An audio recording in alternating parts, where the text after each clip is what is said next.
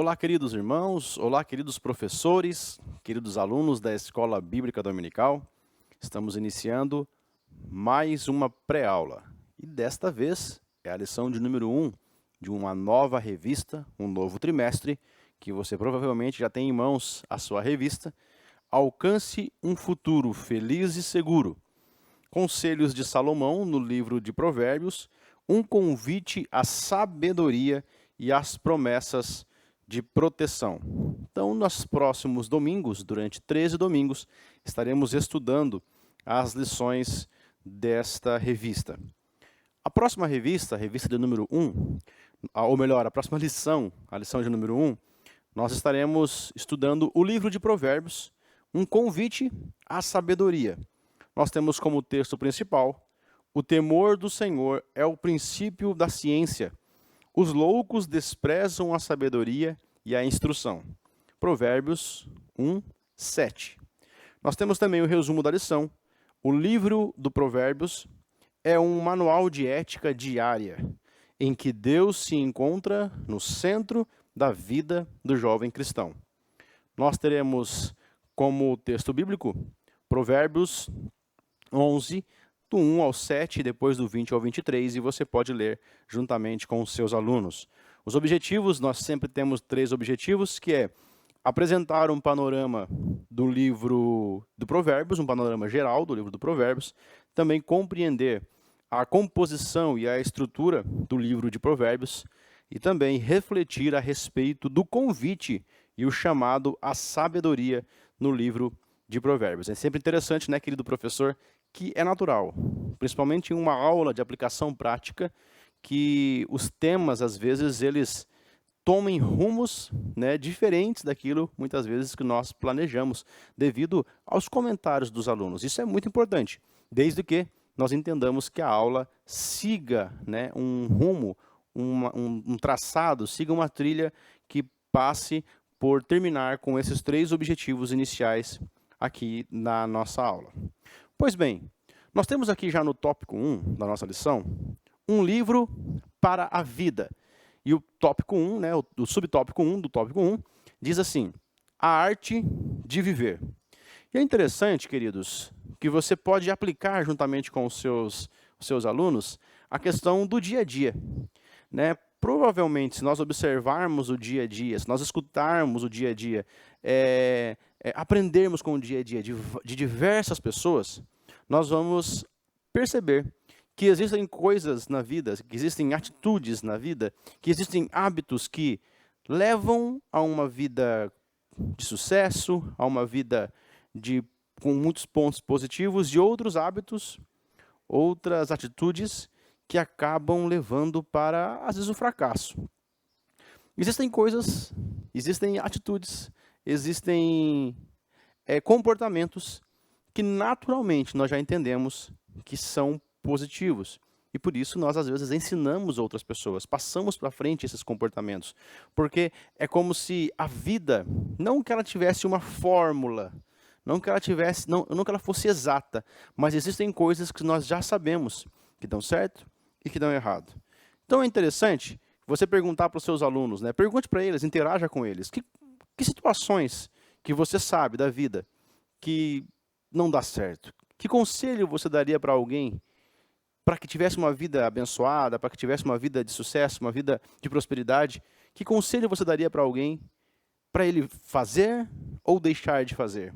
Peça para que os seus alunos interajam dessa forma, nesse início da aula, né, sobre para eles qual que é a arte de viver, o que precisa fazer para se dar bem e o que precisa fazer para não se dar bem.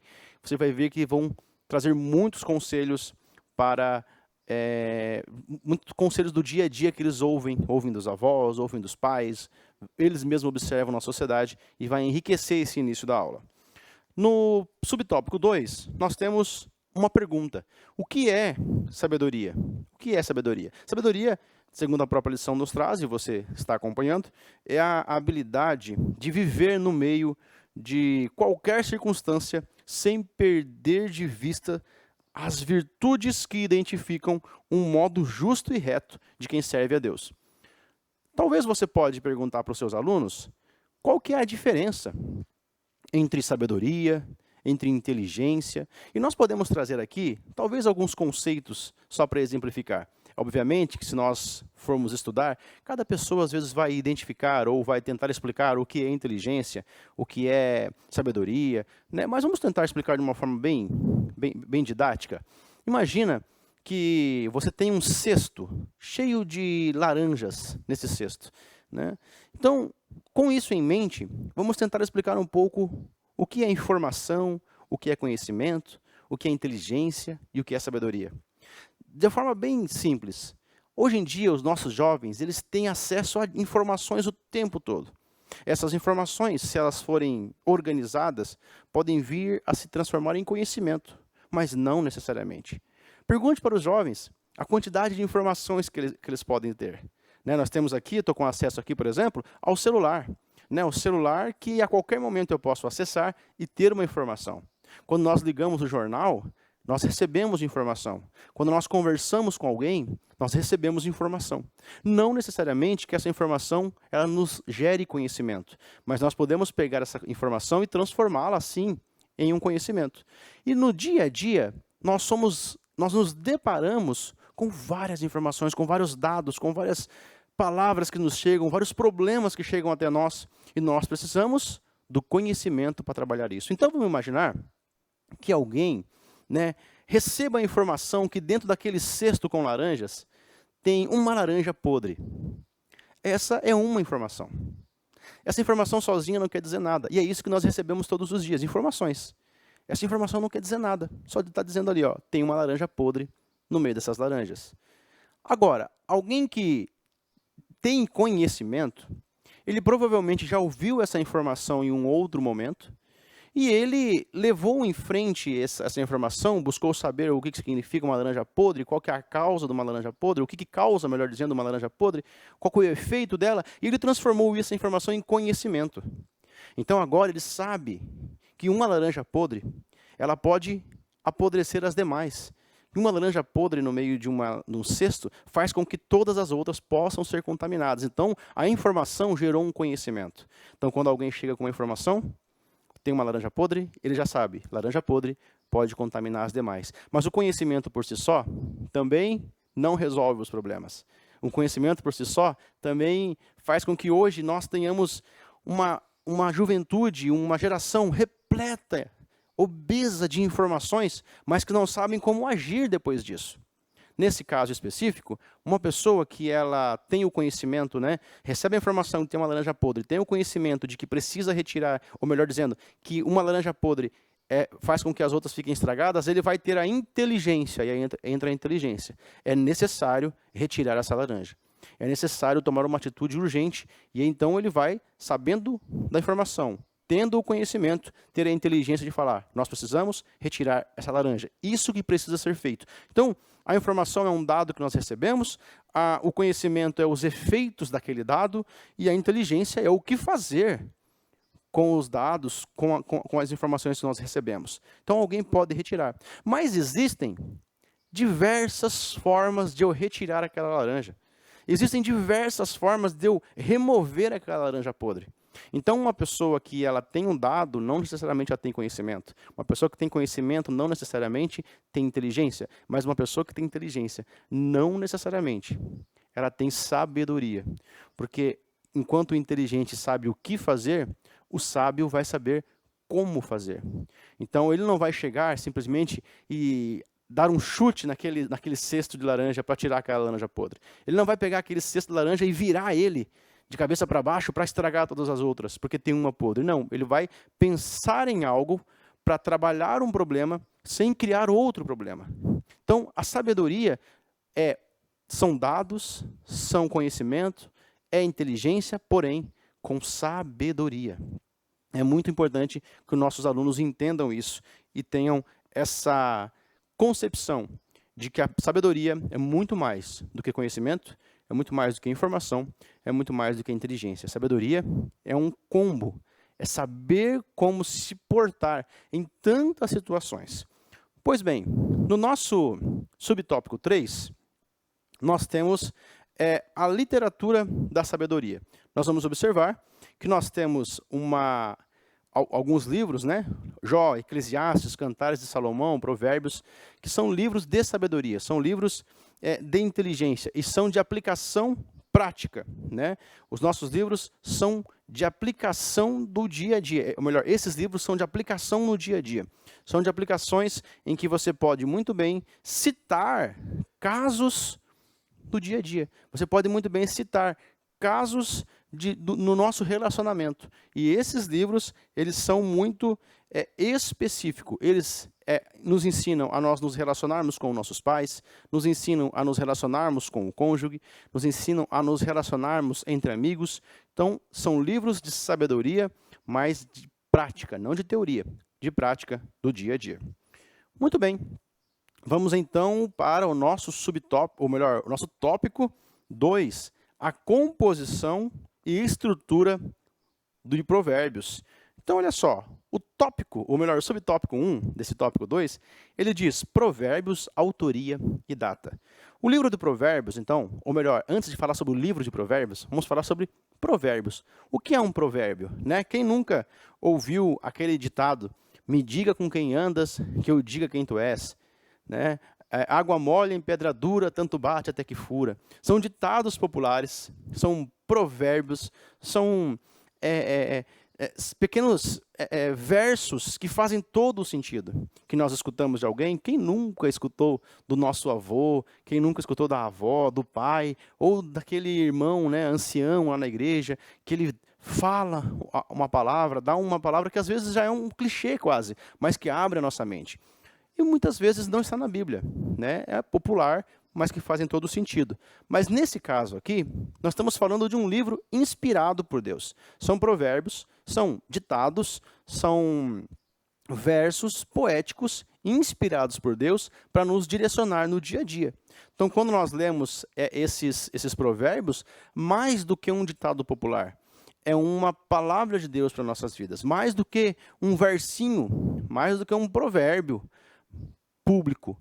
É um provérbio que nós entendemos que há a inspiração divina para nos guiar. E você pode, né, querido professor, pedir para que os seus alunos citem alguns provérbios que eles conhecem, né? Alguns provérbios que eles sempre escutaram dos seus avós, dos seus pais, dos amigos ou de professores. Você também pode citar alguns provérbios para que eles entendam a funcionalidade de um provérbio. Isso é muito importante. Nós também temos aqui, e aí você pode acompanhar na sua revista, professor, né, as autorias. A maior parte dos livros, ou melhor, dos provérbios, a maior parte deles escritos por Salomão. Uma outra parte escrito por alguns outros autores, que já está na revista, a citação deles, mas a maior parte escrito por Salomão. Então, Salomão escreve a maior parte deles, e todos eles ali em um período aproximado de 970 a 700 antes de Cristo. Essas pequenas informaçõezinhas já estão presentes aí na sua revista e com certeza você pode citar para os seus alunos. Sobre a estrutura do livro de Provérbios, é importante nós termos essa compreensão de que ele segue uma estrutura poética. Então, sempre falando sobre comparações, sobre os contrastes, os paralelismos, né, da vida. Então, cita a natureza, ele cita, como nós vamos ver mais à frente, né, uma mulher jovem, uma mulher de mais idade, para que exemplifique situações e conselhos do dia a dia. Segue, então, uma linguagem muito poética. Por assim dizer, há essa liberdade poética, né? Então, quando há uma liberdade poética, a estrutura ela não é bem definida. Mas na nossa revista, nós temos ali uma divisão básica da estrutura, que é uma parte de discursos, outra parte de coleção de provérbios e uma outra parte de apêndices, né? Um apanhado geral de tudo aquilo que foi visto. Então, essa pequena divisão que faz com que nós nos organizamos um pouco a nossa mente, mas num todo, a estrutura do livro de Provérbios, ela é muito livre, né? Muito poética, para que nós possamos, de fato, lendo ele com uma leveza muito interessante. É um livro poético, né? Um livro muito bonito de se ler, inclusive. Pois bem, o tópico 3 traz para nós um convite ao chamado, um convite e chamado à sabedoria. O tópico 1, subtópico 1, o propósito do livro de Provérbios. Nós vamos observar sempre um contraste entre insensatez e sabedoria. E é interessante como está tratando-se aqui sobre o comportamento humano, quando está tratando aqui sobre o dia a dia do ser humano, a mente do ser humano, os desejos do ser humano, ele se torna atemporal. Porque o ser humano, ele está inclinado aos seus desejos desde sempre. Então, quando Deus dá um conselho, através dos proverbistas, ele dá um conselho para o povo naquela época, ele está falando com os jovens de hoje também. Porque é algo prático para o ser humano no seu dia a dia.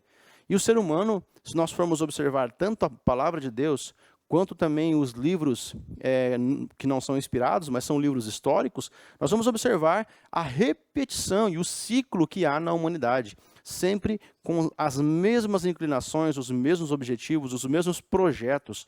Então, aquilo que Deus falou sobre o ser humano há milênios atrás, continua sendo válido, é atemporal para os jovens de hoje. Quando fala-se, por exemplo, no livro dos Provérbios, para conhecer a sabedoria e a instrução, é um primeiro convite para conhecimento da sabedoria e da instrução. Depois ele fala para conhecimento e discernimento aos jovens. Mais um convite atemporal para os nossos jovens. Como nós precisamos de discernimento nos nossos dias. E também para o sábio ouvir e crescer em sabedoria. Então há necessidade de nós conhecermos a sabedoria e a instrução. É o primeiro passo, conhecer a sabedoria e a instrução. O segundo passo é conhecer, mas discernir. É importante nós conhecermos e discernirmos, mas quando nós já tivermos sabedoria, tivermos alcançado discernimento, também ouvir e crescer em sabedoria. Então não há ninguém que possa se entender tão sábio que ainda não precise buscar de Deus mais sabedoria. Não há alguém que possa falar que é tão maduro que ainda não precisa da parte de Deus ainda crescer em maturidade. Então é um chamado, é um convite para as nossas vidas. O subtópico 2, desse tópico 3, diz que tudo começa em Deus. Né? Então, o temor ao Senhor é o princípio da sabedoria. Tudo precisa começar em Deus. Se nós falamos que esses conselhos são atemporais, se nós falamos que o comportamento humano é atemporal, os desejos, as inclinações são atemporais, bom, nada melhor do que alguém que é eterno, né? Nada melhor do que uma pessoa eterna para nos dar esses conselhos. Então, Deus, a sabedoria eterna, ela nos dá um conselho atemporal. É algo que vale não só para nós, né? Não é algo que vale só para a humanidade, ele vale para a eternidade. Então, Deus nos dá esses conselhos, Deus nos apresenta através dos proverbistas dicas, conselhos, nortes para o nosso dia a dia. Porque tudo que vai acontecer nas nossas vidas de bom, de próspero, de abençoado, precisa iniciar por Deus. Se nós pensamos com o nossa própria mente, nós podemos até ter a informação, ter o conhecimento e sermos inteligentes, saber o que fazer. Porém, nós estamos limitados. Mas quando nós entregamos na presença do Senhor os nossos dados, as nossas informações, o nosso conhecimento, a nossa inteligência, os nossos problemas, as nossas possíveis soluções, quando nós apresentamos perante Deus, nós começamos a enxergar com um olhar que não é humano, mas sim um olhar com uma sabedoria divina. É por isso que o apóstolo Tiago nos orienta a nós buscarmos a sabedoria do alto. Porque existem pessoas que, pelo seu comportamento, elas denunciam que aquela sabedoria que elas têm é uma sabedoria animal, terrena e diabólica. Isso é o que a palavra de Deus nos traz. Que existem pessoas que podem parecer muito sábias, porém, com uma sabedoria animal, terrena e diabólica. Então, que nós possamos cada vez mais não confiar, não nos estribar no nosso próprio conhecimento, mas sim buscar sabedoria do alto. Por último, subtópico 3 do tópico 3, escolha a sabedoria. O jovem, ele precisa buscar sabedoria para amadurecer. Porque o jovem, ele ainda está passando por diversas fases. E passar por fases na vida é também desenvolver novos papéis na sociedade. Né? O jovem que há um tempo atrás era apenas um filho dentro de casa, né? Ele vai para a escola, daqui a pouco ele é um aluno, então é um novo papel na sociedade. O tempo vai passando, né? Às vezes ele começa ali, os nossos jovens começam a namorar, então já é um outro papel que ele exerce também agora, está? É namorado de alguém. Depois ele casa, ele já tem um papel de marido, um papel de esposa, né? E depois ele vai ter um filho, muda o papel, agora é pai, agora é mãe. E cada vez que mudam esses papéis na sociedade, muda também mudam as responsabilidades, mudam os resultados esperados pela sociedade. Quando um jovem tem 15, 16 anos, algumas atitudes imaturas são muitas vezes relevadas pela idade, mas chega um período da vida em que aquelas mesmas atitudes já não são toleradas, porque o papel desse jovem na sociedade já não condiz com aqueles resultados. Ou seja, esse jovem precisa buscar em Deus e buscar no conhecimento também uma maturidade e um crescimento. Que os nossos jovens eles possam ter essa compreensão de que eles precisam evoluir, eles precisam crescer em graça, crescer em conhecimento, eles precisam crescer como pessoa na sociedade, eles precisam crescer como pai, como mãe, como esposo, como esposa, precisam crescer como um empregador, como um empregado, como um líder na igreja, como um liderado. A maturidade, ela nos faz entender o papel que nós exercemos e o que é esperado de nós. A partir do momento que nós pedimos a direção de Deus, para que Deus nos direcione naquilo que Ele tem de propósito para nós, Ele faz com que nós, na inteligência que Ele nos deu, hajamos com sabedoria, para que possamos exercer bem o papel que esperam de nós aqui na nossa sociedade, mas tudo para a honra e para a glória do nome do Senhor. Que os nossos jovens possam crescer em graça e em conhecimento. E que Deus seja o princípio de tudo, o princípio da sabedoria dos nossos jovens, seja o nosso Senhor. Queridos, essa é a nossa lição de hoje e eu espero firmemente, com muita esperança, que os nossos jovens e nós, como professores, saiamos mais sábios ao final desse domingo, no próximo domingo um pouco mais sábios e assim sucessivamente até o dia que o Senhor vier nos buscar. Tenham todos uma excelente semana e até o próximo domingo.